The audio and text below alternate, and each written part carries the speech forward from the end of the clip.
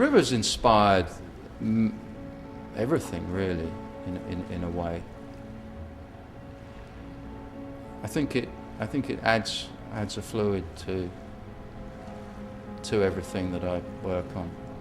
There's no sense of permanence, and I think that's very much that I find very interesting, because everything is about process. It's not about building things that are fixed. I mean, there's anchor points, if you like. There's certain things that are fixed, but within that, many things can change all the time, and I quite like that.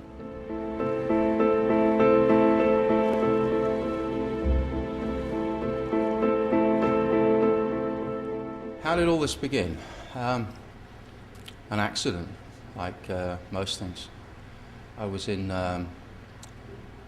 first big exhibition I did was in Düsseldorf in 1980, and when I came back from London, it was the first time I had any cash to spend, I suppose. I saw an advert for a boat, and I bought a barge. And at the time, I'd always liked the water. I'd always been around the water as a kid. My grandfather used to work around here, so I used to come down here as a boy. So I knew what was here. I knew where what was on the riverbank. It was fairly derelict in those days. It wasn't this extremely swish area that it is now.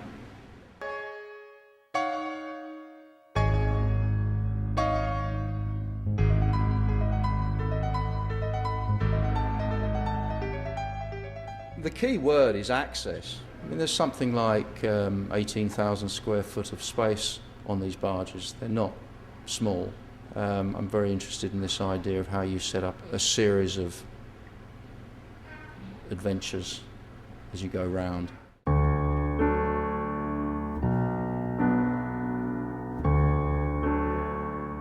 I think the most extraordinary thing is the complete indifference from the big commercial operations alongside, who've totally ignored the long-standing rights, the fact that boats have been here for at least 350 years.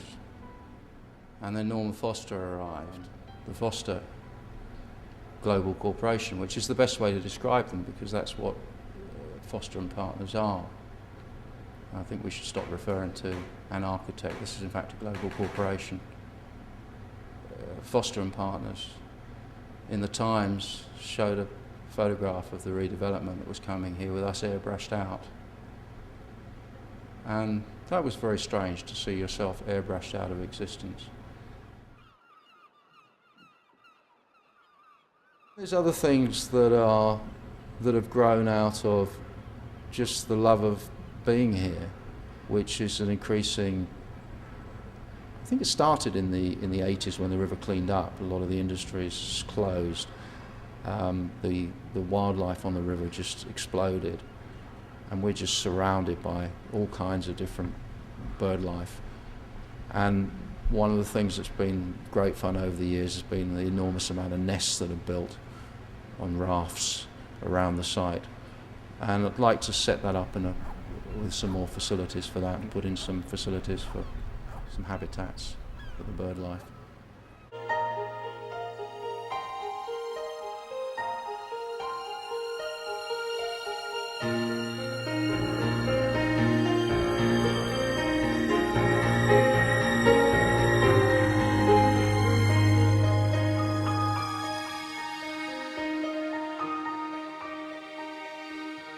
It's a bit like having children sometimes, artworks. They kind of take over, and they need more space. The artworks that are in here all have quite bizarre beginnings, a lot of them very accidental. I've been a great believer in art is what happens to you. The most you can do is reflect what happens to yourself, which, if you're lucky, becomes a metaphor for the broader condition of the times we live in. I think in the mid-80s I started to become more politicised as an artist, which I wouldn't say that I set out to be. It was just that things kept happening to me. It's partly being on the river, And I think many of the artworks have come about in that way, but always with this sort of reference of being an outsider on a boat, which is a very useful one to have, because I think when you're making art, you want to be a spectator, and it's very hard to be a spectator when you're in it. When you step off the shore and you come onto the river and you're subjected to the tides, which is fundamentally what the moon is doing up there, the gravitational pull of the moon. You're in a different world completely, and I think that gives rise to a lot of good things, which is the ability to see things from a distance, but also a kind of dreamscape. I used to take the motor barge down to the East Coast every summer for a few years, and I used to spend sometimes 2 or 3 months a year down there. And that's when I started making all these chart pieces, which were very much the opposite to the more political pieces. They were just very spontaneous reactions to just places that I was at. For example, the one just behind me, which was a navigation chart, a fictional navigation chart. This one, which was another piece that came out of just some thoughts about things that I'd done in South America. I wasn't brought up as a steel worker, but it was another one of those things where just being on a boat becomes part of your life. And in 2 of these barges, this one and the one next door, there's a number of hanging pieces, which really just came out of, by accident, things that I spotted that interested me, that I collected over the years. Such as the big hook there, that's the main lifting hook from Battersea Power Station. And next door there's a huge amount of objects, most of which I actually used to use, and then I just decided I'll leave them, because they'd kind of arranged themselves into an accidental archive. And the fact that they sit there with their own life and move when the tide's up. Quite like this idea that you're not in control. Something much bigger, which is called chance. And I think letting that work enables you to keep rediscovering yourself.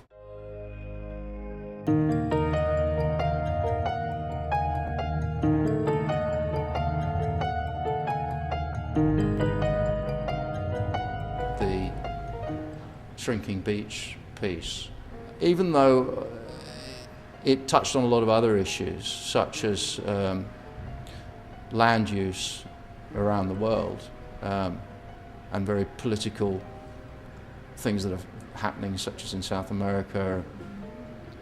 It focused very much on this general sense of respect for things that are common to all of us. So the idea of taking a general who was also a very large landowner, the Bishop of Southwark, the Secretary General of Amnesty, politician, journalists, human rights activists, a Buddhist monk, all of these people who in many ways represented land institutions that were in many ways antagonistic to one another. The idea was to take them away from their institutions where they have their natural tendencies and to see what they could agree on. And the idea of timing it so that they, giving them Wellington boots, timing it so that the tide would rise around the table as they were speaking, was one, a metaphor of things that are bigger than us, nature, the march of history. It was quite interesting to see how it kind of humbled everybody into being able to come to a consensus.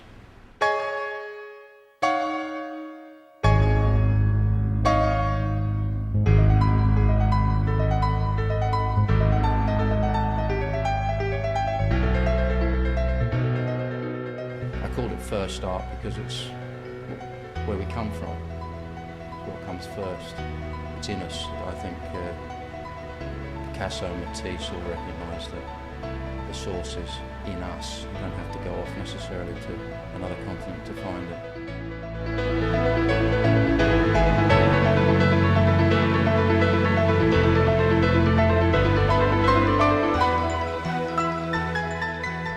Being in these spaces, you've got access to the ideas of geography, construction, geometry, mathematics, materials, the moon, the stars. There's an awful lot of things down here which children in the city are not used to seeing. The quality of the work was just astonishing to me. I'd never seen such great work being produced so easily. I've seen people at art school spending years trying to work with such speed and agility and flair and humour. But kids just do it very naturally. Because you can't teach art, all you can do is inspire art. The knack has been just to catch them in the right way. You give them a sketch pad and some crayons, and they go mad down here. You then give them a nice set of canvases, beautiful canvases, and a beautiful set of paints, which makes them feel really important. They go mad, and the result is just some fabulous work.